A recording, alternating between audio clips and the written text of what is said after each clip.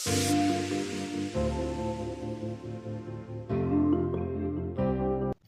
jirtu hordoftoota chaanaalii Baruuftuu har'a kan waliin ilaallu Africa and Human Evolution kan jedhu waliin ilaalla. Haga xumura viidiyoo kanaatti na waliin tura. Africa and Human Evolution gaafa jennu Afrikaa fi jijjiirama suutaa dhala namaa jechuudha. The oldest Australopithecus discovered in northern Chad in 2001 is Sahelians chadensis. Egaa oldest kan ta'e kan durii kan ta'e jechuudha. Australopithecus eessatti kan inni argame northern Chad kaaba Chad keessatti kan inni argame bara 2001 innis maal jedhama? Sahelian chadensis jedhama. Sahelian chadensis Chad keessatti waan argameef Sahelian chadensis jedhameera jechuudha. It is estimated to be between 7 and 6 million years old. Waggaa hagga kana tureera jechuudha.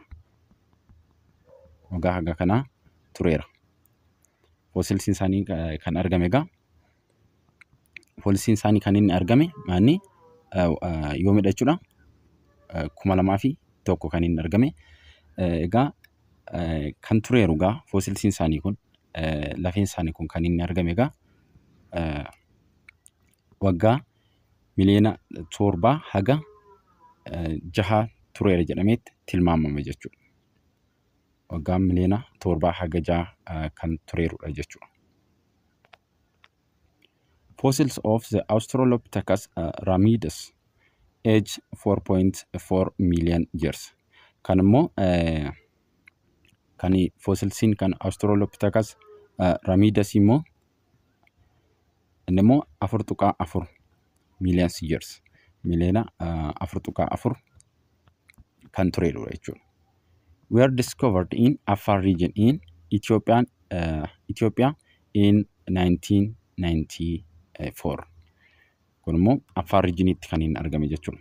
Australopithecus ramidus inni jedhamu kun Afar regionii Ethiopia keessatti bara 1994 kan inni argame jechuudha.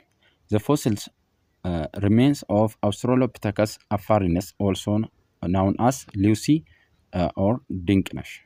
Egaa Australopithecus afarinus immoo yookiin maal jedhamee beekama? Lucy yookiin immoo Dinkinesh jedhamee beekama. Inni immoo eessatti kan argame? Was found at Hadar in the Afar region in 1974. Australopithecus afarinus inni kun immoo jechuudha. Maal jedhamee beekama? Lucy yookiin Dinkinesh jedhamee beekama. Eessatti kan inni argame? Hadar Afar keessatti jechuudha. Afar keessatti Afar immoo Itoophiyaa keessatti kan isheen argamtu jechuudha. Bara yooma kan inni argame? 1974.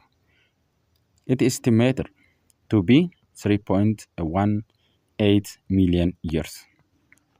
Kun immoo hagamiif kan ture jechuudha. Yeroo tilmaamamutti 3.18 million yearsidhaaf tureera jechuudha. Waggaa haga kanaatiif tureera. 3.18 waggoota haga kana miliyoona hamma kana jechuudha. Waggaa miliyoona 3.18 tureera jechuudha. Eenyudhaani? Australopithecus afarinus kan jedhamu jechuudha. Inni haga kana tureera. Australopithecus ramidus kan jedhamu 4.4 kan tureerudha. Oldest kan ta'e immoo jechuudha. Oldest Australopithecus kan ta'e immoo eessatti kan inni argame? Northern Chad bara yoomi? Bara 2001. Innis maal jedhama? Sahelian chadensis jedhama jechuudha. Inni immoo waggaa haga kana tureera jedhameetti tilmaamama jechuudha.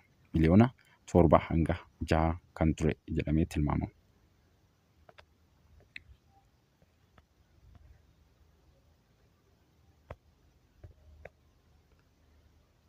They are first described by an American scientist, Donald Johanson, and his colleagues. Egaa kun describe ta'e jalqabaan jechuudha. Jalqaba kan describe kan ifa ta'e jechuudha. Kan argate yookiin jechuudha. Ameerikaan saayintistiidha. Eenyuun jechuudha Doonaald Johaansonii fi akkasumallee gargaartota isaatiin jechuudha.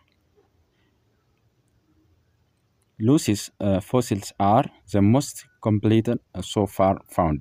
Egaa lafeen Lucy jechuudha. Maani most completed so far found. Egaa guutuu kan taatedha jechuudha. Guutummaa guutuu osoo hin taane qaamni ishii tokko tokko har'atu iyyuu malee guutuu kan taatedha jechuudha. Isaan kaan baay'ee hir'uu kan ta'anidha. Garuu kan Lucy jechuudha. Kan Lucy yookiin kan Dinqinash kan guutuu taatedha jechuudha. Guutummaatti guutuu osoo hin taane tokko tokko kan hir'atu jira qaama ishii sun keessaa jechuudha.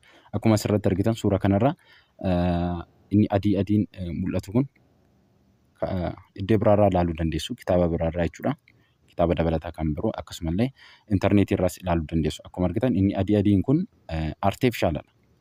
Arteefishaalitti hojjetameeradha malee akkuma argitan gidduu isaa akkuma argitan kun isaan kun arteefishaaladha.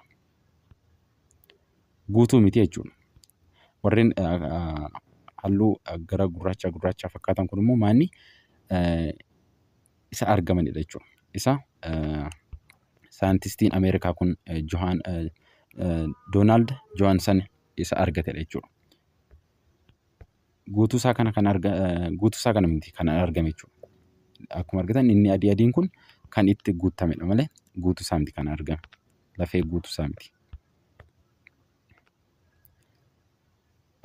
Haa ta'u malee egaa Luusiin jechuudha most completed gara guutuutti kan ishiin dhuftu jechuudha. Qaamni ishii sun akkuma argitan lafee cinaachaa ilaaltan lafee cinaachaa hin jiru. Akkuma argitan kan itti guuttames jira kun arteefishaaladha. Isaan kun akkuma argitan adiin ni mul'atu kun. Haa ta'u malee ishiin irra caala guutuu kan taatedha jechuudha. Was bipedal and appeared to have been the ancestor of human being from among the Australopithecus. Australopithecus afaarneesiin jechuudha. Bipedalidha. Kan luka lamaan dhaabbatanii akkasumallee appeared to have been the ancestor of human being from among the Australopithecus. Egaa kan luka lamaan dhaabbatanii akkasumallee kan dhala namaatti siqanne jechuudha. Kan fakkaattii dhala namaa qabanidha. Yeroo Australopithecus isaan kan biroo faana wal bira qabdan jechuudha. Eenyudhani Australopithecus afaarneesis jechuudha. Asirraa akkuma argitan picture of Lucy yookiin Dinqinashiidha kun. Adapted from the world history.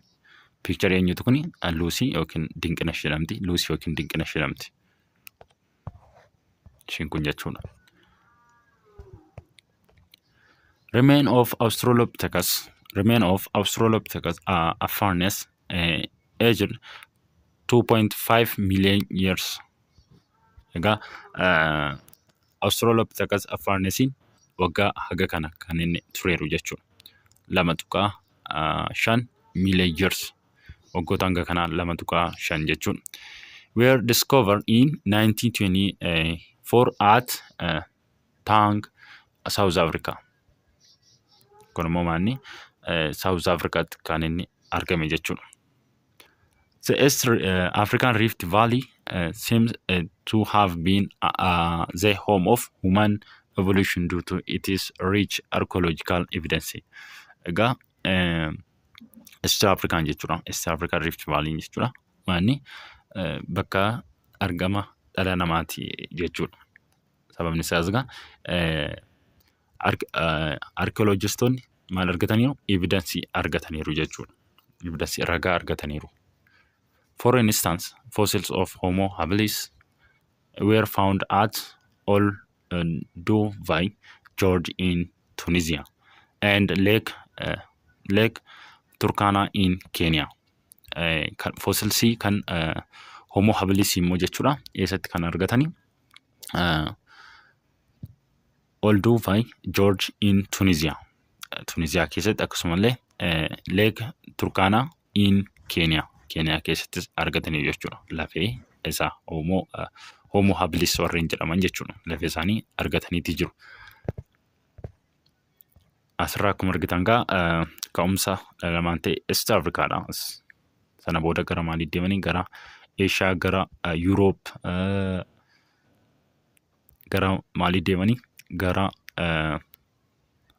Raashiyaa, sana booda gara Awustiraaliyaa, gara Ameerikaa kaabaa jechuudha. Sana booda gara Ameerikaa kibbaatti dhufaniiru jechuudha. Kun egaa muuvimentii eenyuti? Movement of Homo sapiens kana jechuun modern kan ta'an jechuudha. Modern human beings warreen ta'an. Modern human beings. Maal jedha kuni? Maappiin kun maalitti jechuudha? Emergence of human in East Africa and migration to other parts of the world. Viidiyoo taanuun tokko tuqaa The Stone Age kan jedhu ni ilaalla. Stone Age gaafa jennu bara dhagaa isa jennu jechuudha. Bara dhagaa. Viidiyoo taanuun isa waliin ilaalla jechuudha.